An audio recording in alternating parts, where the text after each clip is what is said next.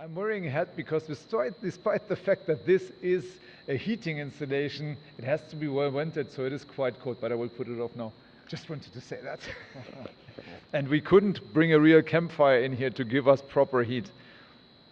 So, we have discussed a lot with Michael, but I want to turn to you, Richard, first. From your perspective, is the energy policy that we are having fit for purpose to accelerate the deployment of heat pumps and heat pump systems?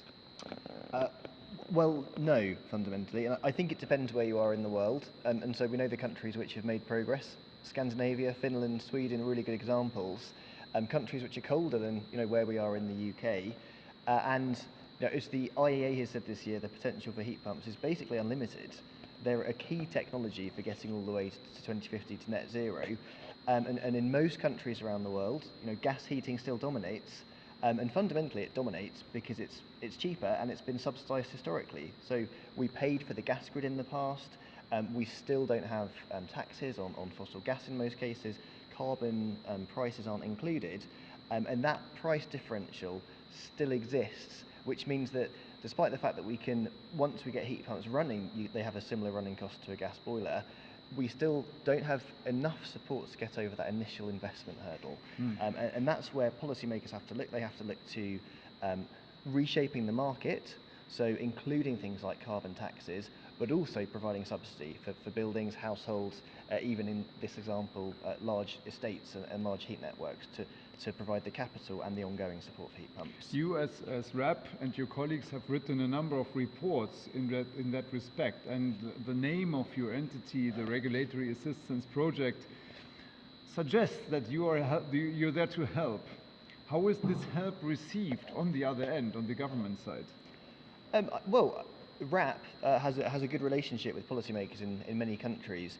I think we're seen as a critical friend. So we can provide the objective analysis and the thought leadership, which sometimes I think the civil servants are unable to do because of their political, the box they're in. So I think the stuff we're saying is often very well received. I still think there's an issue with the public not being aware of how much needs to happen. So there's not the bottoms up political will which allows the evidence and the ideas that we propose to governments to be accepted by the politicians. So there's a lot of politics that still needs to be resolved. Are you saying if the public would pressure policymakers more, your message could be better received and executed? Absolutely. And I think a good example of that is the UK has a particular and a particularly strange parliamentary system, but the issues that MPs, the members of parliament know about are the ones they get emailed about by their constituents.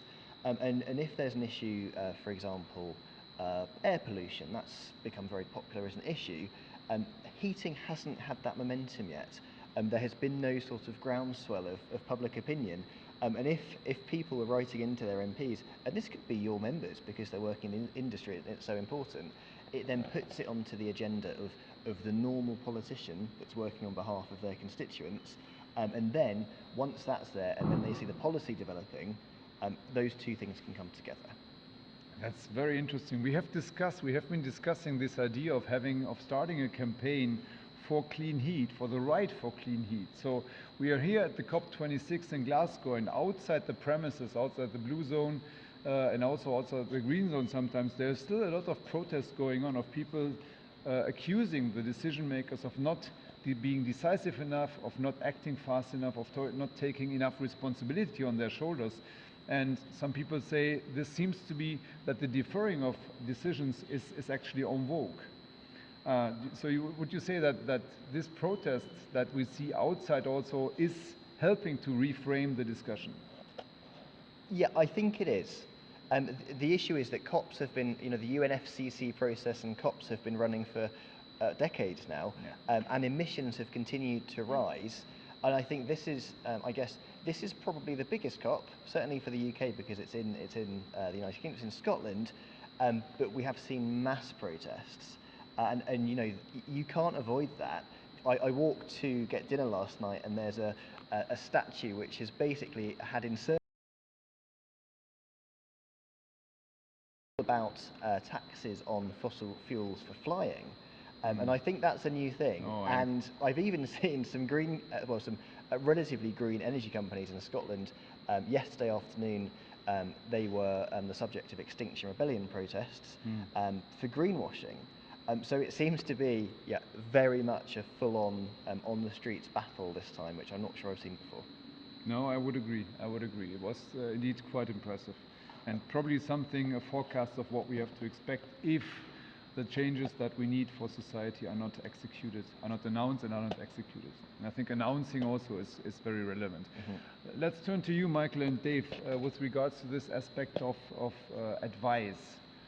Are you aware of what Regulatory Assistance Project is doing? Is that something that you can use in your own discussion with decision makers to get more recognition for your technology? And I would then extend the question to you, Michael. Is that something that influences you as a council to change the way you heat and cool buildings, but maybe even broader, the way you make energy policy? Let me start with Dave first. I think the challenge is what legislation is available and where it is enacted from. We've got a very complicated situation in the UK where there is legislation in Westminster. There's some of it devolved to Holyrood, and the responsibility for enacting a lot of it is in the local authorities, and they're kind of given all the challenge but only half of the tools to solve it. So, for example, climate change legislation is Scottish legislation. It's devolved to the Scottish Parliament. Heating policy is devolved to the Scottish Parliament. Air quality is devolved to the Scottish Parliament. But I don't think the local authorities have the gift or the power to encourage the buildings within the area to connect, and that's going to make it slow. And you can make it as popular as you like and all the exemplars and so on, but at some point we've got to realise that if we want to move from A to B quickly, then somebody's going to have to bring out some muscle, and I'm not sure where that muscle is going to come from. And it's not in any way intended to sound like the local authorities are not using a power that they have. They don't have it at the moment. They've not been given that. But then who has the power? Is climate emergency, you have mentioned that is declared. Many municipalities declare climate emergency. How quickly could we move to shift a whole quarter from fossil energy to clean solutions? I think, if you don't mind, I think that goes back to the point raised by both gentlemen here today, the price of gas, who controls that and who sets policy. The taxation on gas versus electricity is, in my view, out of kilter. The reliance on a cheap source is what the public want. They want a cheap source of energy. They will pay for the cheapest they can get, and therefore we've had such a reliance on gas for so long that it's very difficult to change that, and we as a local authority don't have powers to change the pricing of gas within the UK. So I think that's a really disincentive, this reliance on gas boilers, particularly in the homes. I think what we have to do is continually demonstrate through projects like we have here at Queen's Quay the opportunity to provide a source of energy that is very low carbon, if not zero carbon, when the grid becomes more zero carbon, but also provide a cost-effective solution. You need to scale a large facility of this. There were many elements that made this facility possible, particularly the Low Carbon Transition Investment Fund from Scottish Government. The RHI is now closed. That was a really important part of the makeup to allow this operation to be sustainable, but that funding is now closed for new applicants. So how does a local authority like Dunbartonshire go out to seek funding to deliver a facility of this nature when that policy change has closed the door on resources necessary to make it happen? So I think responsibility is down to ourselves to use the tools we have at our disposal to provide the best possible solution, but we do need support wider to make that an attractive proposition. If I follow Richard, then what we have to do is then everybody has to write to the Department of Energy, to the Minister, and say, hey, bring the RHI back. Is that would be one claim? No, and then introduce a CO2 price and correct the electricity versus gas price situation. These three could be impactful if mentioned enough. Yeah? The thing about electricity pricing in the UK is every time you see a wind turbine, it's generating electricity for around about £50 per megawatt hour. So that's 5 pence per kilowatt hour of electricity. By the time either a commercial operation like Quay buy it or the public themselves, it's costing 3 or 4 times the cost of that. So how does electricity end up costing 3 or 4 times the cost to produce it? It's all policy. It's policy pushing against, as I said earlier, we now know what the solution is. The solution is clean heat that comes without having to combust fossil fuel or indeed even biomass, because the cost of that will be high, or indeed energy from waste, which will be in limited supply. It's about deploying heat pumps of different sizes and different jobs. But so long as electricity is artificially high, and it's more than just the social cost on electricity, which is about 25%, we've got this situation where electricity is just so much above the cost of gas. Now, policymakers can do two things. They can make the existing thing, the status quo, less attractive, or they can make the new thing more attractive. It's a political reality that we are not going to see significant uplift in the cost of gas. So the only sensible way to move the cost of clean heat is to move down the cost of electricity, and it's absolutely within the gift of the UK government to say any facility that is consuming electricity whenever it's available from clean sources, perhaps not at peak times, 4 PM to 7 PM, that there is a special tariff specifically for heat pumps, whether it's a domestic heat pump or a commercial facility like this, but they absolutely have the gift to write that policy. It's been done in other countries. And if they do that, then A, they don't have to provide any subsidies, which they don't like. B, they don't have to provide significant impact on the cost of gas, which will have secondary effects on part of the population. It's something that you want to be very careful of doing, pushing up the cost of gas. But if you make the cost of electricity cheaper, that will then also bring in third-party companies, particularly in the case of domestic heat pumps, which isn't the topic for today, but if you can solve that, you can solve the big stuff, where a company will be able to deploy a heat pump at no cost to the homeowner, but on a funded mechanism over the next 10 years, and say, we will take care of A, the heat pump, B, we might put some solar panels on your roof, C, we might do some insulation upgrades to try and get that pragmatic level of work. But it lets companies bring that solution to everybody. But the thing that underpins its failure at the moment is the price of electricity, and the thing that unlocks its success is the price of electricity. So we have to focus on that. And if you get private wire from wind farms, for example, direct into the facilities consuming electricity, then those facilities will be delighted to pay slightly electricity that feeds into the grid. But the reality is, if you put electricity into the grid and buy it 100 metres down the road, it's costing you 3 or 4 times what it did 100 metres up the road, and that's all policy, nothing else. I might add, Tom, I think what this highlights, and the Scottish one's a great example, in that Scottish energy policy is influenced also by UK level policy, particularly around pricing, which we've talked about, also around gas connections. So the interesting or slightly odd example is that Scotland's got a tougher climate change target than the United Kingdom, but Scotland doesn't have the power to ban gas connections to homes. And that's basically a prerequisite for rolling out heat networks, because if you're rolling out a heat network and people aren't going to connect it, it's not going to make any money. And I think there are really strong parallels in the multi-level governance. So we've got UK government, Scottish government, and then local authorities, and I'll come back to this in a second, with EU policy making and the Fit for 55 package, because there is no EU strategy about heat pumps yet, despite the fact that every single EU country pretty much sees them as centrally important. And this is what I'm working on at the moment. And a key element of it is how do the changes that come in the Fit for 55 package then go down to member states, because currently there's no sort of relationship there. So coming back to the UK and out of the EU, I guess the question I've got in terms of local authorities is, what could the Scottish government do to help you to make it easier for local authorities like yourself to deliver more projects like this and get to a stage where you're retrofitting?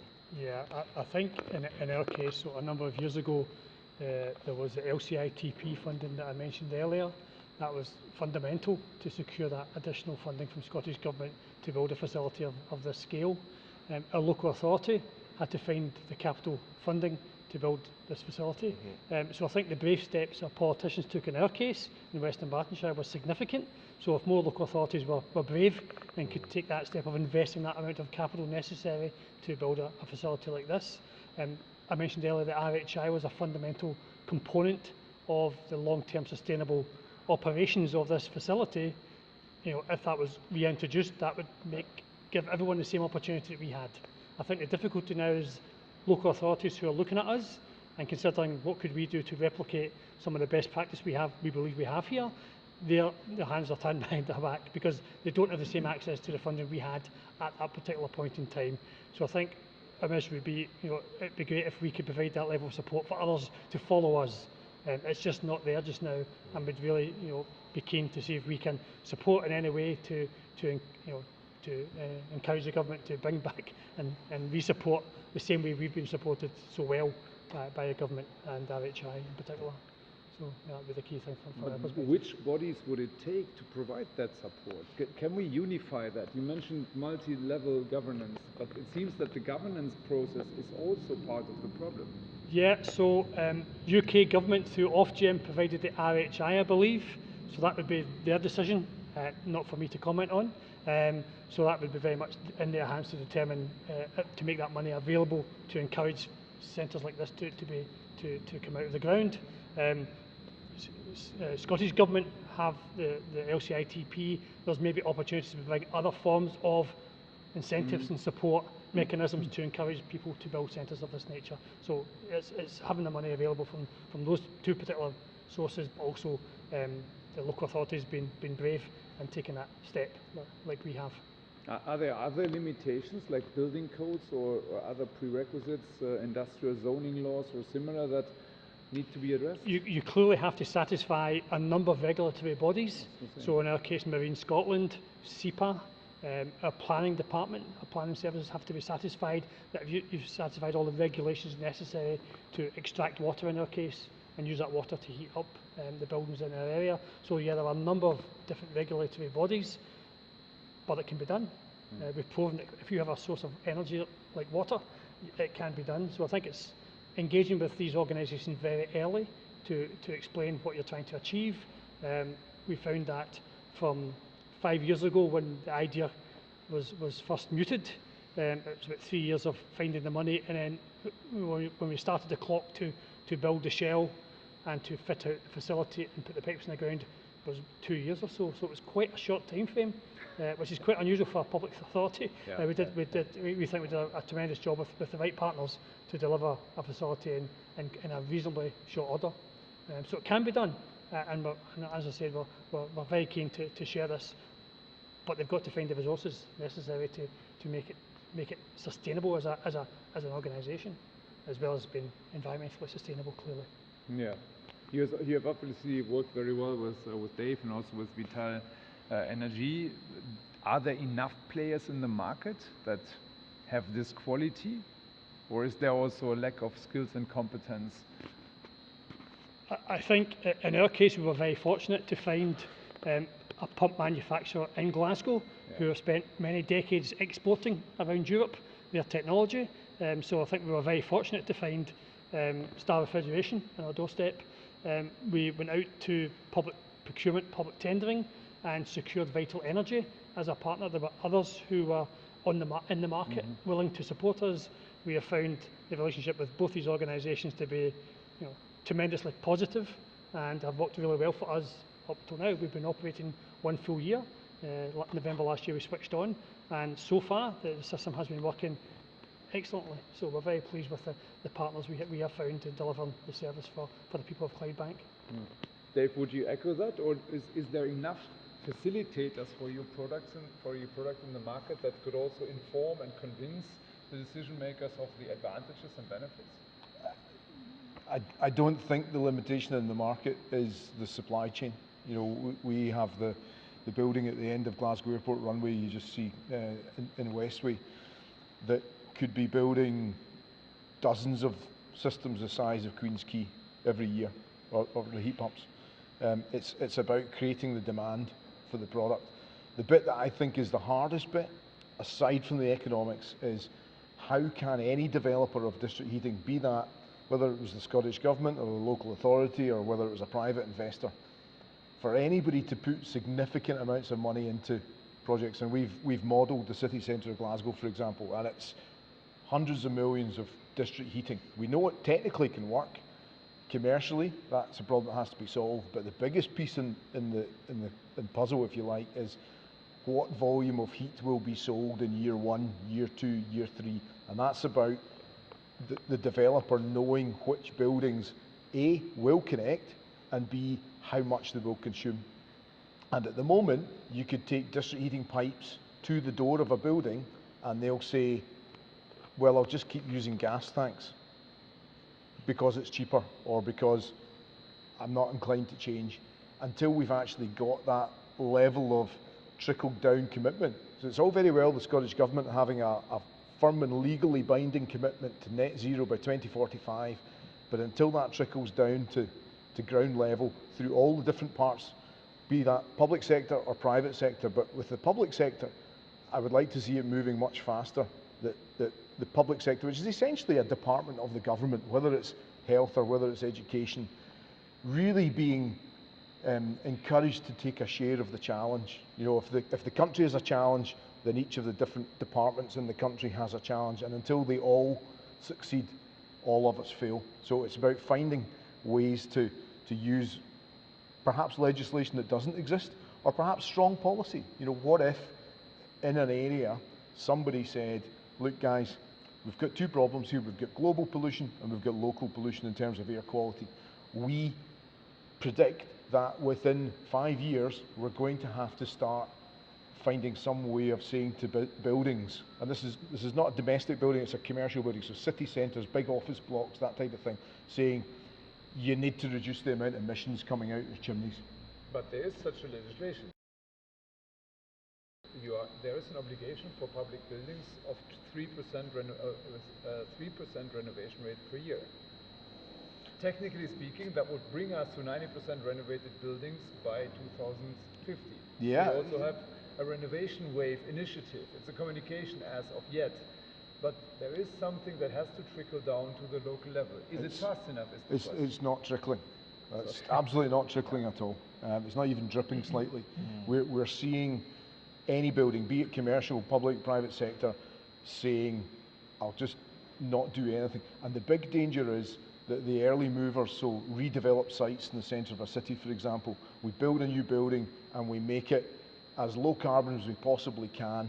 That's actually not the right solution, because that makes it harder for the other buildings that aren't going to be demolished and renovated to join district heating, because you've got district heating with gap sites. What you want is every building connected to district heating, all buying their heat from district heating all the way, no pipes going past a building that isn't consuming. That totally undermines the model. And in a city, and this is absolutely the key thing, we've got to find a policy for retrofit. We don't really need policies for new buildings or renovations. It's policies for an existing building that's quite happy doing what they're doing at the moment, quite happy burning gas. You've got to find a way to make them uncomfortable to keep burning gas. And for my mind, the inspiration is the travel industry. Nobody has actually banned petrol and diesel cars or got legislation to ban petrol and diesel cars in 2030 or 2032. Now, it might arrive, but 6 or 7 years ago, the various governments around the world were saying, we intend to bring policy into this. And people started moving in anticipation. Manufacturers started moving. Consumers started moving. So if you create this intention to do something on air quality, I don't like the word tax because I don't think that's the right word, but it's an indication. But if the buildings were given the choice of, look, this might happen in 5 years, but if you pledge just now to join district heating, if it arrived at your doorstep, you would have, A, you would have a waiver from air quality because you wouldn't have any emissions from your building anymore. But B, we're going to taper in this thing, and it might take 8 years for district heating to reach your building. But in 5 years' time, we're going to start charging this. But we will give you a waiver if in year 1, immediately you say, I pledge to buy from district heating, because what the market, the investors need is a map that says we have a density of yeses, we have a density of pledges that is at 50% or 40% or 75%. It really needs to get very close to 100% for this to work. And the more people that buy district heating, the cheaper it gets for everybody. It's a very fair and ecumenical situation, but we've got to find a way of allowing businesses to say, I'm in. What about another? You mentioned the car industry, and in automotive, yeah, in automotive you have this situation that there is a 95 gram per kilometer limit over the fleet of a certain manufacturer.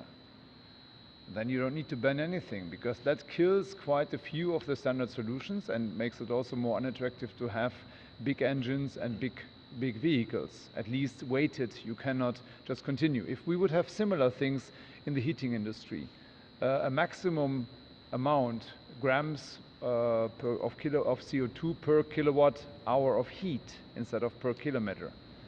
For the manufacturers of boilers, or for the owners and for the operators manufacturers of of boilers, and in the same context also for the manufacturers of district heating. We have heard many times that district heating is automatically good because it was more energy efficient, but I think now we have to translate that positive message into district heating is automatically good because it is using green heat. We have that already in the UK. If a building is connected to district heating, it's deemed to have a very low carbon footprint. Is it if it's connected to any district heating, or is it if it's connected to green district heating, like the one we see here? Well, both, but district heating is then being pushed to move further forwards. So a building already connected is in a good place, but certain schemes, particularly in London, they're finding it harder to get new customers to join because the carbon footprint of the district heating is too high. But it's not about how you regulate the district heating market. I'm far away from that. It's about how you get people to join the district heating market. It's not running the systems better that we've already got, but you have to have a situation in any city, be it London, Bristol, Glasgow, wherever, Edinburgh, where there is enough insight from the investors that they can see that people will buy from district heating if they build it. And at the moment, the projection quite reasonably could be we'll not sell any heat from district heating if we built it. Okay, let me drop another idea then. The cities are building sewage systems because you want them. You don't want the trash to be just thrown on the street. In the same idea, we are allowing everybody to thermally pollute the environment. So if we would say thermal pollution is as bad as my waste, my trash on the street, then wouldn't the city be required to build a cold and a warm loop through all major, at least to the inner city settlements, and then provide this cold and warm loop to every building as an energy source? It's a proposition on several levels, but the modelling that we did actually shows that technically that could be very challenging. You're pushing the demand for electricity up in each individual building, and it's the grid electricity will be constrained. You also stray into a very topical subject around the working fluids that systems use. Quay here uses ammonia as a working fluid. It's the only working fluid that's been used since 1880 without a gap, and it's the only working fluid currently being used for this sort of facility in its family of natural working fluids that will still be used in 20 years' time.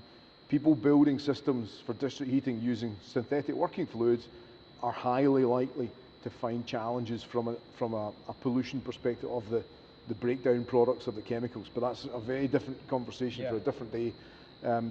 What these guys have done is pick a future-proof solution. It's ammonia in heat pumps. Is them ready for 2045? You know, if all we need to do to get to 2045 is have lots more of these. So what makes lots more of these happen? It's about A, bringing forward the customers for heating, and B, making it as cost effective as possible. And that is two bits of policy. You could write each of them on one side of an A4 sheet of paper. It's not complicated, but we need to decide what it is that we want to do and how we're going to do it.